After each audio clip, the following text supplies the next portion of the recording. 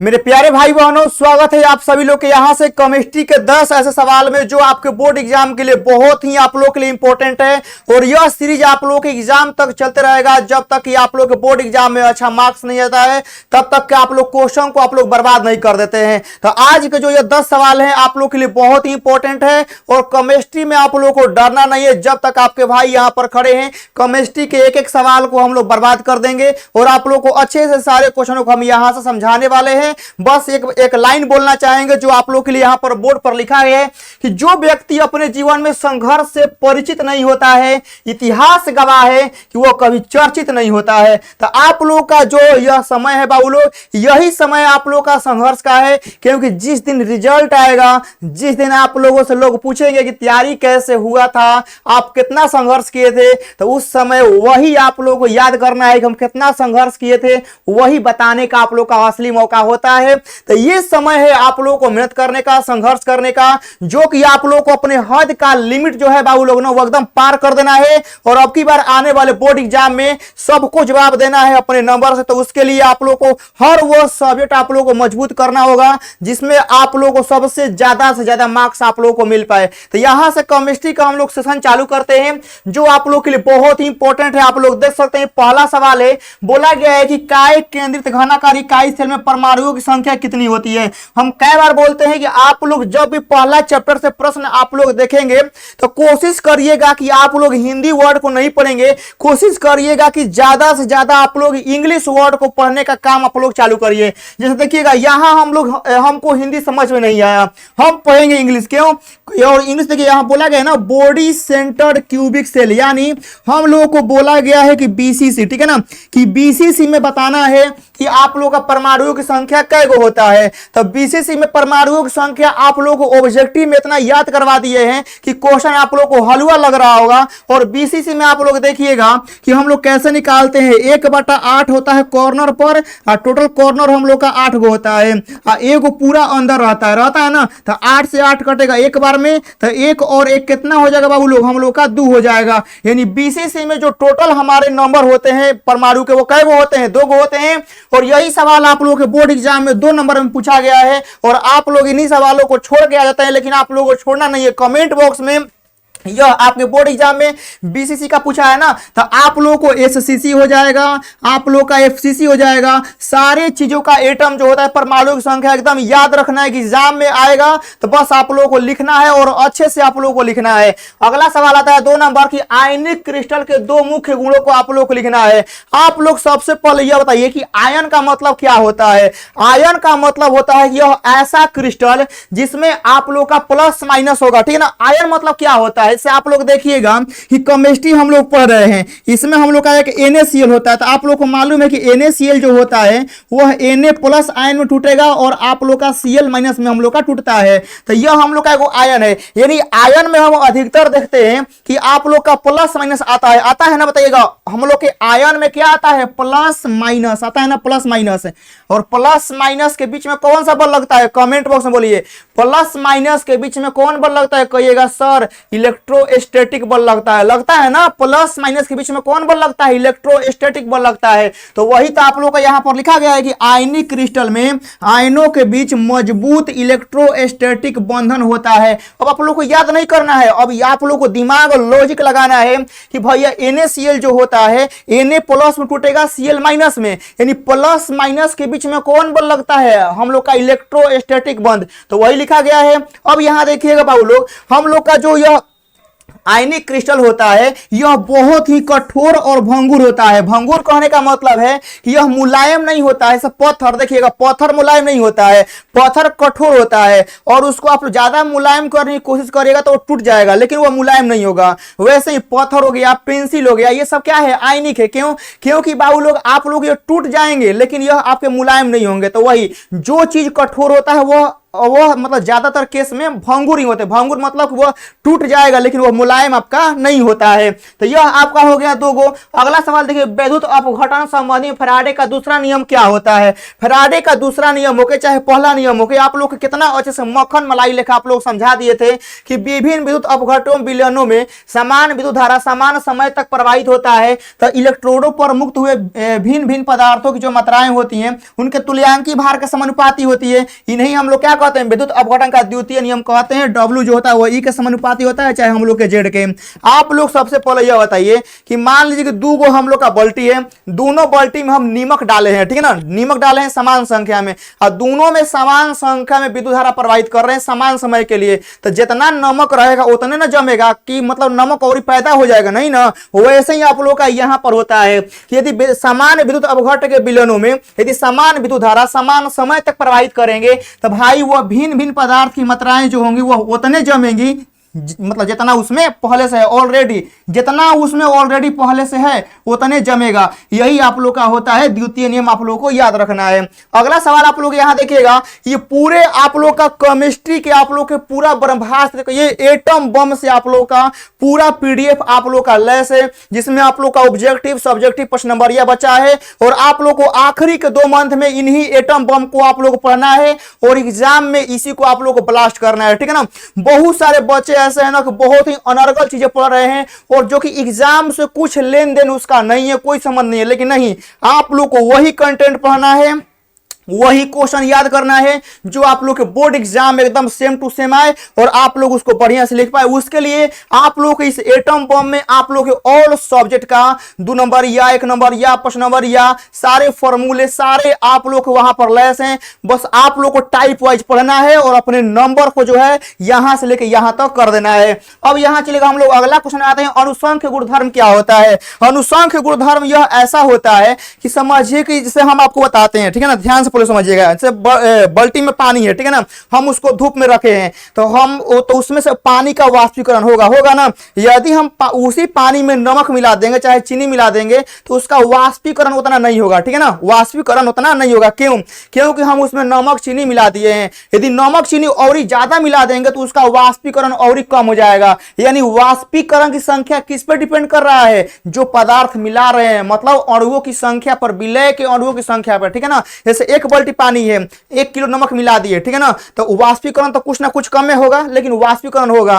अब वही 1 किलो नमक की जगह पे हम 2 किलो नमक डाल देंगे तो वाष्पीकरण और ही कम हो जाएगा। यानी हम जो मात्रा डाल रहे हैं उस पर डिपेंड कर रहा है। यही होता है अनुसंख्य गुणधर्म, जो अणुओं की संख्या पर डिपेंड करे। और कौन अणु? विलय, विलय याद रखें, विलायक नहीं, विलय जो हम लोग डाल रहे हैं विलय की अणुओं की संख्या पर डिपेंड करेगा, वही आपका होता है अनुसंख्य गुणधर्म। अगला आप लोग देखिएगा कि अभिक्रिया का वेग स्थिरांक क्या होता है? बहुत सिंपल बहुत सवाल है, ठीक है ना, कि स्थिर ताप पर अभिकारक पदार्थों के इकाई सांद्रता पर होने वाली अभिक्रिया के वेग को उस अभिक्रिया का वेग स्थिरांक कहते हैं। बस आप लोग को इन सारे प्रश्नों को अच्छे से रिवाइज करना है, अच्छे से याद करना है। बहुत सारे बच्चे बोलते हैं कि सर हमारे पास लिखने का समय नहीं है, चाहे हमको वही कंटेंट चाहिए जो बोर्ड एग्जाम एकदम आप लोग के लिए खतरनाक हो। तो बाबू उसी के लिए आप लोगों को सारा चीज यहां पर तैयार कर रहे हैं, रात दिन आप लोग के लिए स्ट्रगल कर रहे हैं। बस आप लोग को मेहनत करना है, जो कंटेंट दे रहे हैं ना बस ओकरा में आग लगा देना है, पूरा अच्छे से दिन रात ओकर पढ़ना है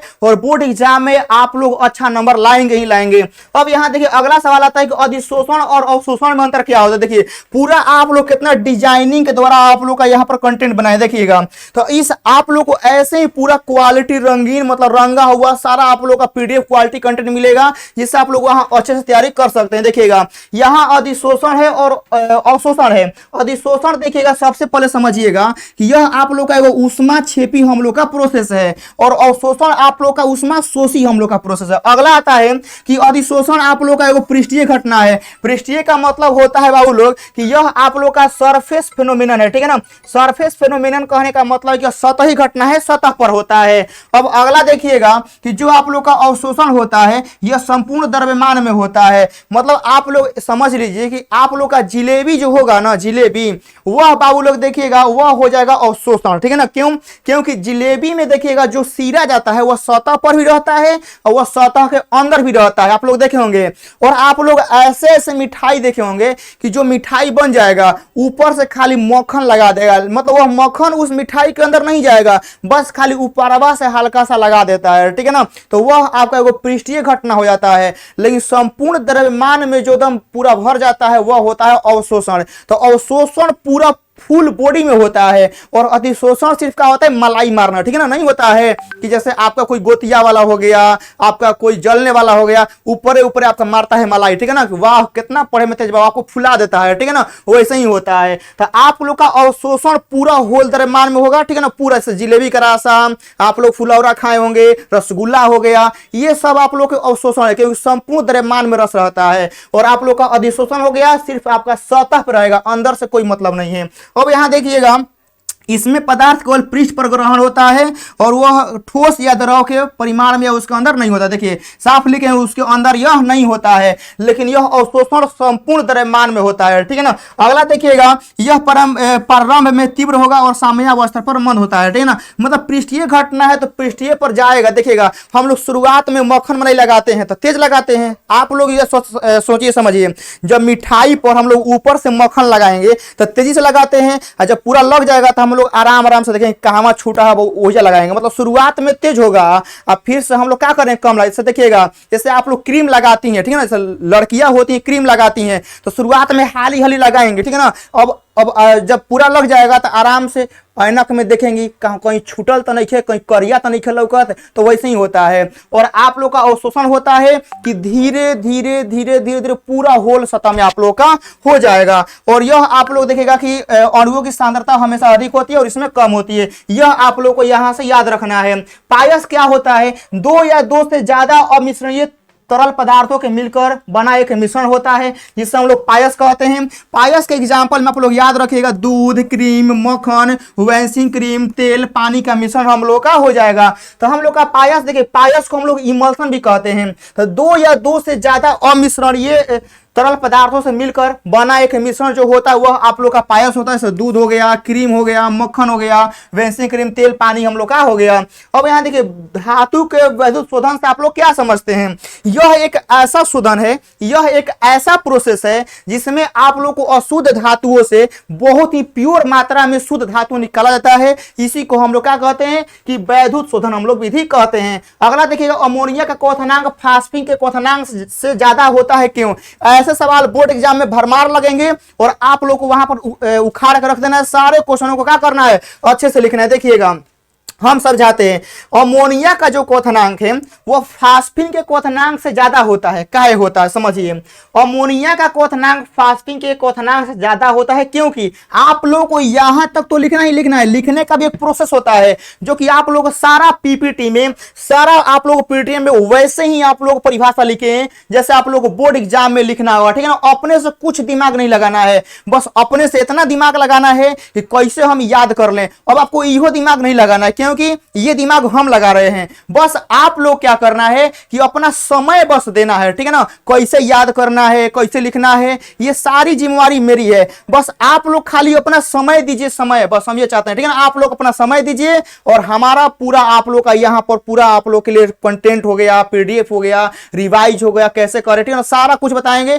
बस खाली आप लोग को समय देना है। अब देखिए क्यों हो कि अब इसके बाद पढ़ते हैं अमोनिया में हाइड्रोजन बॉन्ड होता है जबकि फॉस्फिन में नहीं। अब आप लोग को यहां से याद रखना है कि अमोनिया में हम लोग का सूत्र होता है NH3, तो अमोनिया में हाइड्रोजन बॉन्ड होता है इसीलिए इसका क्वथनांक ज्यादा होता है। सबसे फर्स्ट लाइन याद रखिएगा, सबसे फर्स्ट रीजन, ठीक है ना, कि अमोनिया में क्या होता है, हाइड्रोजन बॉन्ड पाया जाता है, इसी वजह से अमोनिया का क्वथनांक ज्यादा होता है। अब अगला बात आइए यहाँ पर, हाइड्रोजन बॉन्ड कमजोर वंडर वाल के आकर्षण बल से ज्यादा मजबूत होता है, ठीक है ना। देखिएगा दुनिया का सबसे कमजोर जो बंधन बंधन है ना, वह आप लोग का होता है वंडर वाल, सबसे कमजोर है ये, मतलब एकरा से कमजोर कौन नहीं होता है।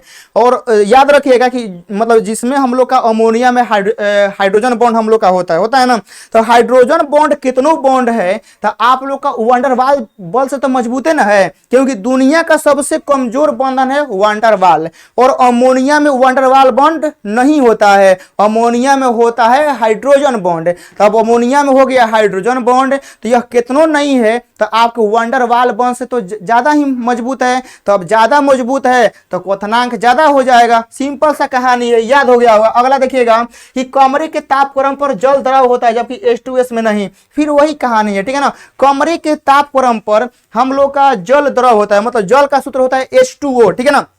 सिंपल से कहने का मतलब है कि आप हमें यह बताइए कि H2O हम लोग का द्रव होता है, ठीक है ना। मतलब क्वेश्चन पूछने का मतलब यह है कि H2O द्रव होता है लेकिन H2S गैस होता है, क्यों, ठीक है ना। सिंपल सवाल यही है कि हई H2O द्रव हो गया, हई H2OS गैस हो गया, का है, क्योंकि देखिएगा H2O में, ठीक है ना, H2O मतलब ऑक्सीजन में हाइड्रोजन बॉन्ड होता है, ठीक है ना। ऑक्सीजन में हाइड्रोजन बॉन्ड होता है और ऑक्सीजन परमाणु का आकार बहुत छोटा होता है। बहुत छोटा होने से यह क्या होता है, इसका आकार इतना छोटा होता है कि लिक्विड अवस्था में हो जाता है। और सल्फर का आकार बहुत बड़ा होता है, साथ ही साथ इसमें कोई बंधन कार्य नहीं करता है, तो जहां मन तहाँ घूमते रहता है, ठीक है ना, कोई रोकने वाला नहीं रहता है, ठीक है ना। जैसे आप लोग घर में पापा नहीं रहते हैं, बाहर रहते हैं, तो आप लोग जब मन तब घूमने निकल जाते हैं, और जब आपके घर में पापा रहते हैं तो आपका मजा आ कि आप घर से निकल जाए घूमने के लिए। वैसे ही यहाँ होता है कि H2O में क्या होता है कि हाइड्रोजन बॉन्ड पाया जाता है, साथ ही साथ इसका आकार छोटा होता है, तो बेचारा यह लिक्विड अवस्था में रहता है।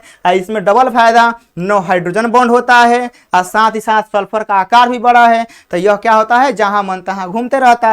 तो इसीलिए यह आपका H2O द्रव हो गया और यह आपका गैस हो गया, सिंपल कहानी है। चलेगा, 10 हो गया ना। यहां से आप लोग को ऐसे ही पूरे सवाल आप लोग को मिलेंगे एटम बम में, जो आप लोग पूरे सिलेबस के लिए आप लोग केमिस्ट्री हो गया, physics, math, Hindi, English, bio, सभी के लिए आप लोग क्वेश्चन वहां पर डाले गए हैं और आप लोग तैयारी अच्छा कर सकते हैं। समय कम है, कोशिश करिएगा कि जल्द से जल्द एटम बम को ज्वाइन करें और अपने तैयारी को अच्छा करें। मिलते हैं नेक्स्ट क्लास में, तब तक के लिए आप लोग क्लास कैसा लगा कमेंट जरूर करिएगा। जय हिंद।